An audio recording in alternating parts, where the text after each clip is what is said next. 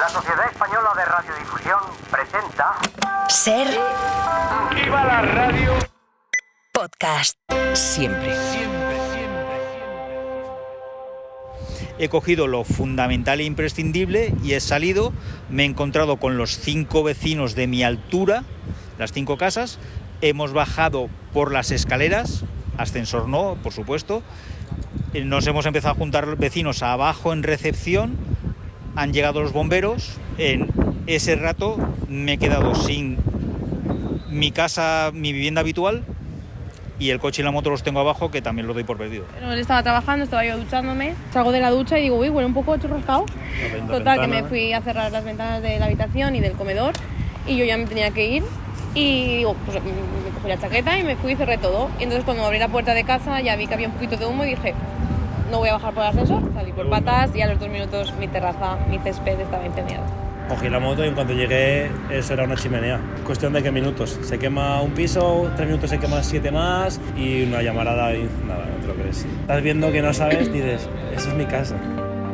El incendio que quemó 138 viviendas hace unos días en el barrio de Campanar, en Valencia, nos ha sembrado de dudas respecto a lo protegidos que estamos los usuarios y consumidores ante situaciones como estas. Incendios, inundaciones, problemas en la estructura de nuestros edificios, y no hace falta llegar hasta catástrofes como esta para darnos cuenta de la necesidad de protegernos, de tener un seguro del hogar. Laura Bermejo, ¿qué tal? Muy buenas. Hola, Fernando. Empecemos por el principio. Yo no sé si eso no es obligatorio tener un seguro del hogar.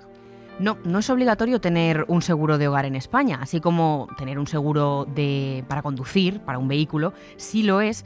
No pasa lo mismo con las viviendas. Sí que es cierto que cuando pides una hipoteca, la ley te obliga a contratar una póliza de daños que pueda cubrir como mínimo los derivados de un incendio. Pero contratar el resto de coberturas ya es decisión de cada uno. Y encima, claro, hay situaciones de todo tipo. Puedes heredar una casa que ya tiene la hipoteca pagada, comprar una vivienda sin hipotecarte o incluso vivir de alquiler. Claro. O sea, que no todo el mundo tiene ese seguro contratado por defecto. UNESPA, la Asociación de Aseguradoras en España, habla de que en nuestro país hay 21 millones de viviendas aseguradas, que es el 79% de las viviendas en España. O lo que es lo mismo, más bien, un 20% de las viviendas de nuestro país no cuenta con ningún seguro del hogar. 1 de cada 5. Eso es, 1 de cada 5 viviendas no están aseguradas.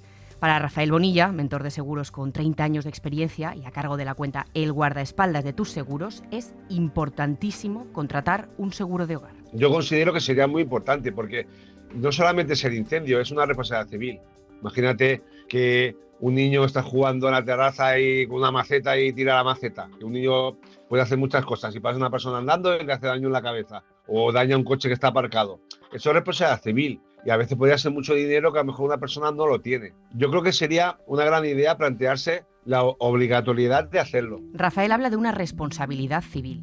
Si eres tú el que ha ocasionado un incendio, una inundación en el piso de abajo, si has tirado, como comentaba, sin querer cualquier objeto desde un balcón y ha ocasionado un accidente, si no estás cubierto, en estos casos, el problema puede ser enorme. Esa persona tiene que cumplir con el Código Civil, el artículo 1902, que cualquier persona que hace un daño a otro tiene que resarcir el daño. No es lo mismo la responsabilidad civil de un chalet aislado que no tiene bosque ni nada alrededor, ni tiene vecinos al lado. Ahí, por ejemplo, 150.000 euros podría ir bien, que en el centro de una ciudad, un primer piso con 8 alturas encima y con edificios colindantes, pues con 150.000 no tiene ni para pipas. Yo en ese caso aconsejaría y aconsejaba 1 millón de euros de responsabilidad civil. ¿Qué supone prima? Pues entre 30 y 50 euros más al año, según la compañía. ¿Vale la pena o no? Yo creo que sí. Hay un caso muy habitual que la gente se deja la sartén con el aceite y va a hacer cualquier cosa, le llaman por teléfono, lo que sea, se despista y se prende fuego el aceite. Tú imagínate que se quema el piso del vecino. ¿Qué haces con 150.000 o 300.000 euros a lo mejor? Si se rompe la tubería, tú imagínate que es un primer piso y abajo hay una boutique de lujo, o televisores, equipos de música y tal, y haces un daño por ahí de yo qué sé, de 20.000 euros. Tú imagínate, tendría que pagarlo de su bolsillo. También es muy importante tener una buena responsabilidad civil. Así que bueno, Fernando, la primera recomendación, lo primero para todos, un seguro de responsabilidad civil. Eso para estar protegidos si somos nosotros quienes ocasionamos el incidente. Y para estar protegidos nosotros mismos, ¿qué seguros deberíamos tener contratados y sobre todo, con qué tipo de coberturas? Bueno, pues vamos a ir explicándolo. Hay 2 tipos de seguros dentro de un hogar, el que asegura el continente y el que asegura el contenido. Nos lo va a explicar José María Galilea, que es el presidente de la Correduría de Seguros Grupo Galilea. Debemos entender por continente todo lo que si pusiéramos la casa cabeza abajo no se caería, y contenido todo lo que se caería. Entonces el contenido lo tiene que asegurar la persona que vive allí, sea inquilino, sea propietario, lo que sea la persona que vive allí. El continente, el propietario, sin ningún tipo de duda. Entonces, si somos inquilinos, no deberíamos olvidarnos de asegurar el contenido de nuestra casa, muebles, electrodomésticos, ropa, todo lo que tengamos de valor. Hacer esto y, como decíamos, contratar un seguro de responsabilidad civil sería lo ideal para la situación de ser inquilino, pero no suele ser lo común. Cuando le comentamos a una persona que es inquilina que tenga un seguro, se piensa que le queremos colocar un seguro ahí para ganarnos un dinero y tal, ¿no? Y es realmente algo muy importante. Si el propietario tiene seguro del hogar, le cubrirá la compañía, pero luego ¿qué va a hacer la compañía? Va a repetir, que se dice técnicamente, va a reclamarle al inquilino. Tú eres el responsable de esto por el Código Civil que he dicho antes, ¿no? Entonces tú tienes que pagar los daños al propietario. Por eso también hay muchas veces que los propietarios en el contrato obligan a hacer un seguro al inquilino. Y también la responsabilidad civil como cabeza de familia. Es decir, si uno de sus hijos hace una trastada y tira lo que he dicho antes, la maceta por el balcón, le cubriría al inquilino. Como propietario, ambos expertos insisten en 3 coberturas imprescindibles. Las más importantes, sin duda, es el incendio, porque es el que puede producir más daños, el que el siniestro puede ser de mayor importe, y después la responsabilidad civil, porque ni que sea por una gotera de agua, el vecino nos puede reclamar un dinero. Estas son las 2 más importantes. Incendio, responsabilidad civil y daños por agua. Pues ya lo sabes, incendio, responsabilidad civil y daños por agua son las coberturas en las que insisten ambos. Laura, ¿y qué pasa si no se tiene ningún tipo de seguro contratado? Pues un desastre. Si tienen algún daño propio, como un incendio, como un robo, como lo que sea, pues no tendrán ningún tipo de indemnización, y que si tienen un supuesto en el que son declarados responsables por hacer daño a un tercero, pues que inmediatamente tendrán que pagar de su bolsillo. Aunque ya lo hemos dicho antes, lo que suele pasar es que los propietarios suelen estar cubiertos. Gracias a Dios, casi todo el mundo tienes que pedir una hipoteca para comprarte una casa. El 99,9% de los españolitos tenemos que sacar una hipoteca. Entonces ya tienes un seguro. Y como las hipotecas duran tanto, pues casi siempre ahí están aseguradas las casas. Así que, bueno, Fernando, si no fuera por las hipotecas, este porcentaje del que hablábamos antes sería bastante, pero bastante menor. Así que recomendaciones en general, según nos comentan los expertos: seguro de responsabilidad civil en cualquier caso, ya sea propietario o inquilino, y seguro con cobertura en incendio y aguas para los propietarios.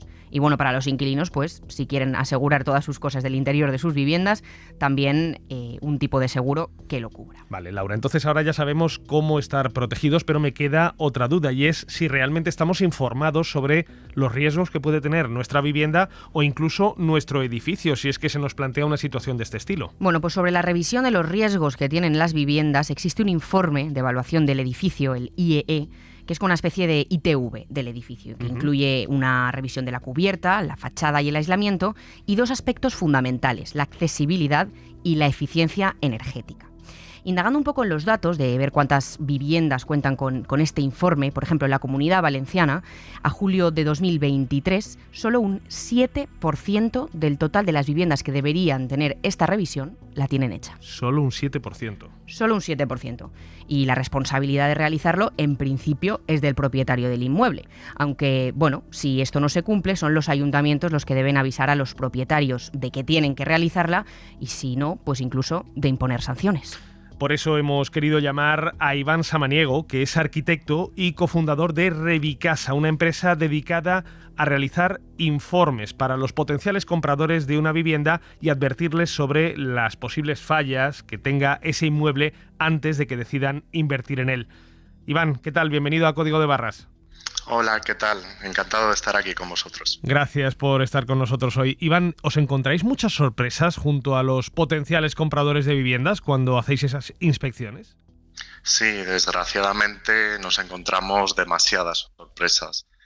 Aproximadamente 2 de cada 3 viviendas que inspeccionamos tienen un problema grave o muy grave. Cuando hablamos de problemas graves o muy graves, ¿de qué tipos de problemas podemos estar hablando? A ver, explícame, dame ejemplos.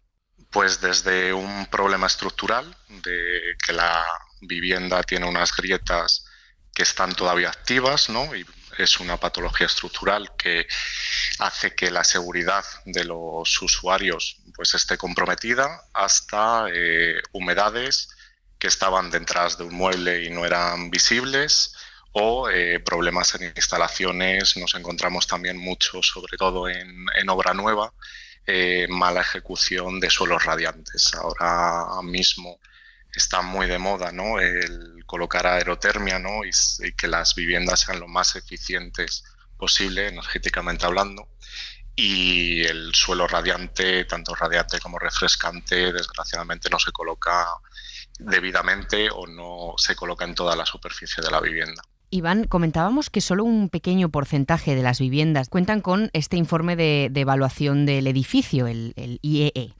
Vosotros imagino que esto también os lo encontráis, ¿no? Viviendas que llevan muchos años sin realizarse inspecciones y que esto puede tener consecuencias también bastante graves. Sí, así es. En muchas comunidades se manda el requerimiento del ayuntamiento por cambios de presidente, administración de fincas no lo reciben y siguen pasando los años sin que se realice. Entonces, cuando va a realizarse esta inspección, te encuentras que desde problemas en aleros y que se pueden caer piezas hacia la calle, impermeabilización de cubiertas, o incluso en edificios un poquito más antiguos, algunos asientos de cimentación complejos. Iván, ¿cuál es el caso más llamativo que te has encontrado a la hora de inspeccionar una vivienda que digas, o sea, esto no me puedo creer que lo esté viendo aquí?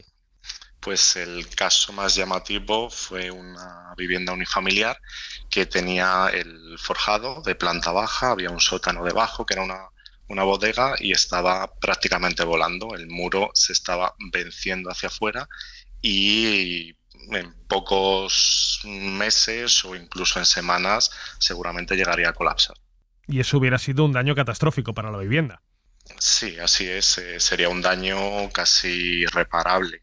En cuanto los daños son de estructura, hay que rehacerlos, o a veces se toma la decisión de demoler toda la casa porque no es posible solucionarlos o volverlos al estado que tenían las viviendas. Cuando vosotros habláis con los potenciales compradores, ¿crees que son conscientes de la necesidad de tener un seguro que les proteja no solamente a ellos, sino a los vecinos del inmueble que están comprando?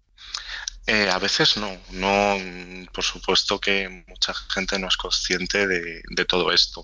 Nos imaginamos que siempre las viviendas están bien y si vemos algún pequeño detalle pues no pasa nada, o incluso si ese detalle o ese problema está en las zonas comunes, mucha gente ni siquiera se lo toma en serio, ¿no? Porque es ponerse de acuerdo varios propietarios y demás.